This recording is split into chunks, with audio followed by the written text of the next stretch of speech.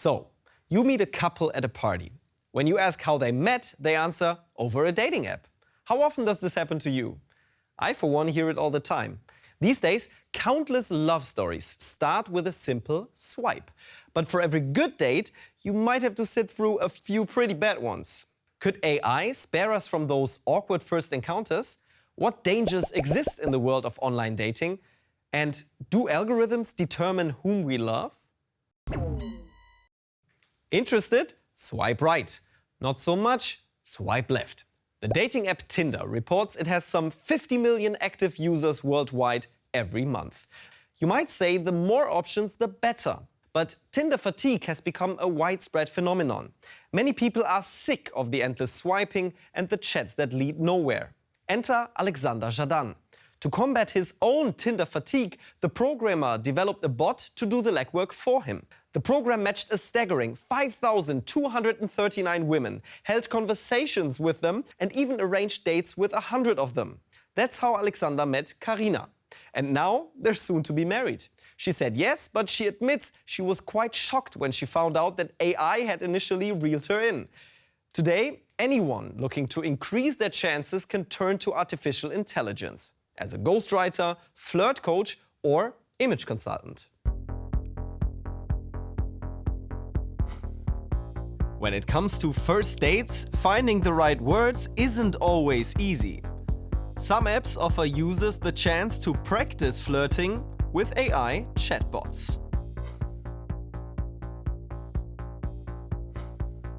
A good first impression is vital in the world of dating apps, where a picture alone can make or break a person's decision to swipe right.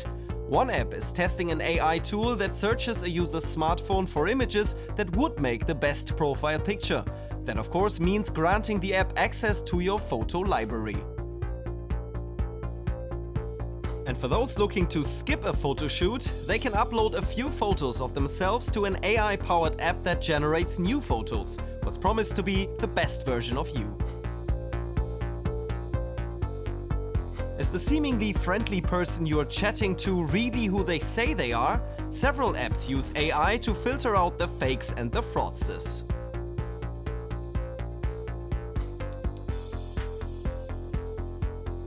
Some apps let you upload screenshots of your chats and then suggest possible replies generated by AI.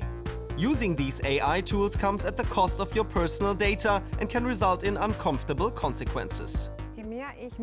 The more I distance myself from my true appearance in my profile, the more difficult I'm making it for myself on the date. I'd almost say the less you optimize, the more successful you'll be when dating. Because then you're not as stressed about disappointing the other person. That's what I want to make clear. It only adds to your own stress. Thanks to generative AI, fake images and texts now look so deceptively authentic that it's extremely difficult to distinguish them from the real thing.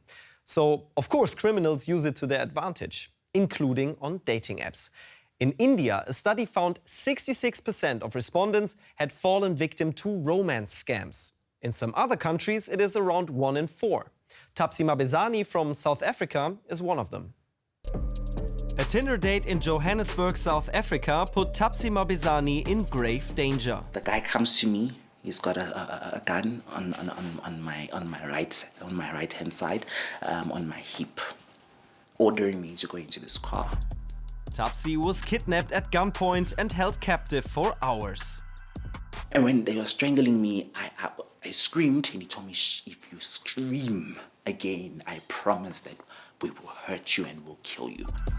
Tapsi's friend, who was contacted for the ransom, was finally able to convince the kidnappers to release her. Romance scamming is a growing problem worldwide.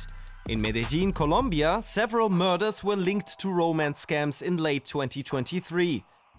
In Sao Paulo, Brazil, reports showed romance scammers to be behind some 90% of kidnappings.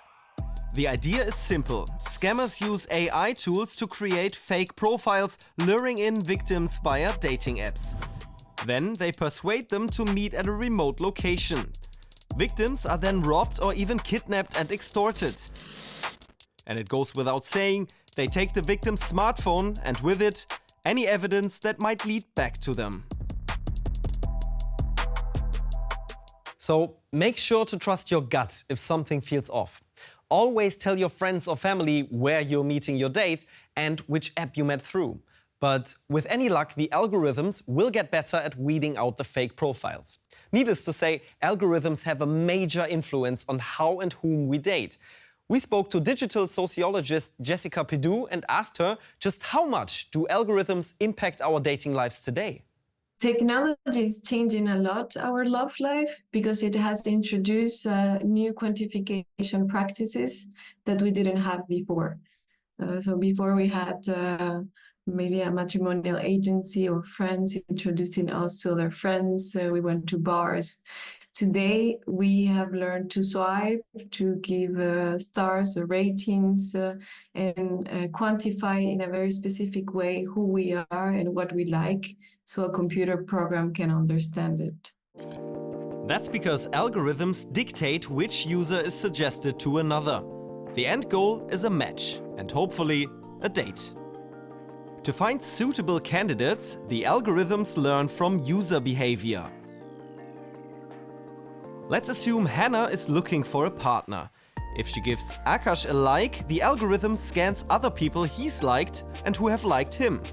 The assumption: men who like these women might also like Hannah, so they are suggested to her too. Much like the recommendations you'll find on Google or Amazon, dating app algorithms base their suggestions on the decisions previous users have made. For example, let's say many people give Akash a like, but only a few like Duk. If I give Akash a like, the algorithm will assume that I, like most of the people before me, will reject Duk. So Duk doesn't even appear as a suggestion in my feed and doesn't get any likes. The more popular a profile, the more it is suggested to others. The unpopular ones remain unseen. In a survey among users, the company behind dating app OkCupid identified a clear racial bias, particularly against Black women and men and Asian men. These groups were often rated lower than others. The system is designed to favor the preferences of the majority. Let's say on Tinder, we have a majority of people that are white skin. They're gonna have a specific preference patterns overall in average, and that's also a source of discrimination because Tinder is calculating the average of preferences. If the majority of people there is white people, they're gonna create discrimination patterns towards minorities. If these white people are heterosexual, then LGBTQ plus community is going to be discriminated. So it reduces diversity. Racial prejudice is embedded into our feeds, and it can be reinforced consciously or unconsciously just by swiping. If you want to break through a bad ranking, finding a partner can become a question of money. You also have to pay sometimes of features. And one typical feature of this system is the boost. In Tinder, for example, if you pay, they say they will put you at the top of the results. Tinder's algorithm also evaluates when and how often users are active in the app. In theory, the more you use it, the more your profile will be shown. It's just one of the ways Tinder tries to match up its users. On the other hand, isn't the company a bit incentivized to keep users on the platform for longer? More traffic undoubtedly increases its ad revenue.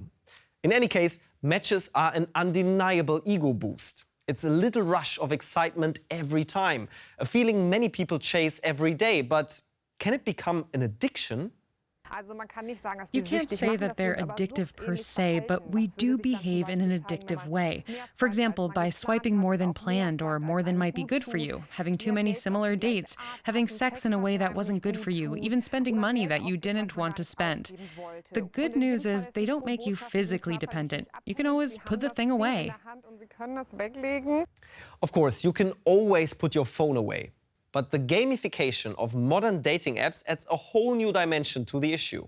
Either way, when it comes to finding love or intimacy, apps have definitely transformed our whole approach. The typical Tinder date is efficient and non-committal. Meeting several people one after another is no longer frowned upon. You want to get lots of matches. You want to meet up with lots of different people, but for short periods. Rather than saying, for example, I'm going to meet up with 2 potential partners and really get to know them. That's what we call low-cost logic, meaning it should be quick and not require too much emotional energy. The attitude is, I don't want to risk much or spend much money. Investing as little as possible, yet holding people to a high standard. After all, why settle for good enough when the perfect match might just be one swipe away? The large pool of people on the apps can make decisions harder. Researchers call this choice overload. And we start to forget how to approach a person and strike up a conversation in real life. If all we do is practice how to approach each other online, it becomes more and more difficult for us to do so offline. You get the feeling you can't make contact in public spaces or initiate dates. Men have the feeling it's too risky to do so in a straight setting. Women lose the ability to signal that they can be approached, even though, interestingly, many want to be. Even when a date goes well, many users remain active on the apps. The fear that their partner might still be using Bumble or Tinder leads to frustration or insecurity. And ghosting, suddenly breaking off contact without explanation, is becoming more normalized. The dating app mentality has an impact on real life too.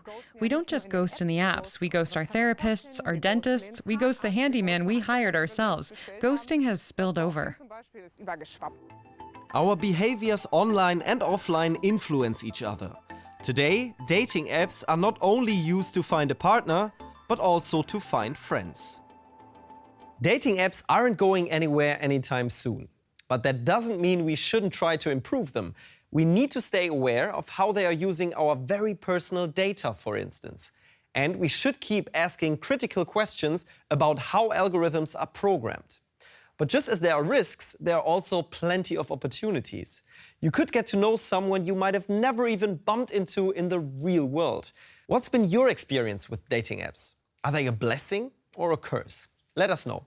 That was it from me. See you next time.